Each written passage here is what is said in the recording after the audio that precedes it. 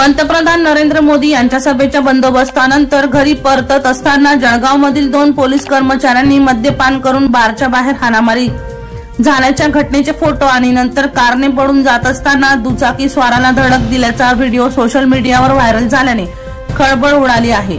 दरम्यान या प्रकरणी मुक्ताईनगर पोलीस ठाण्याचे पोलीस कॉन्स्टेबल संदीप धनगर यांना निलंबित करण्यात आले आहे।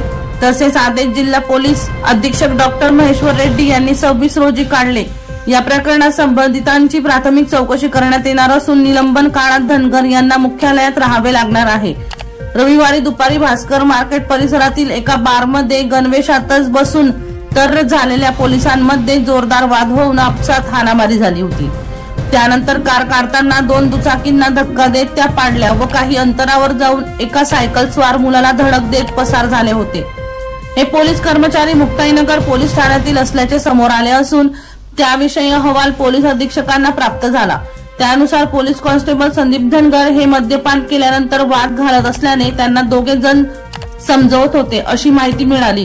गणवेशात मद्यपान केल्याचा ठपका ठेवून धनगर यांना निलंबित करण्यात आले आहे।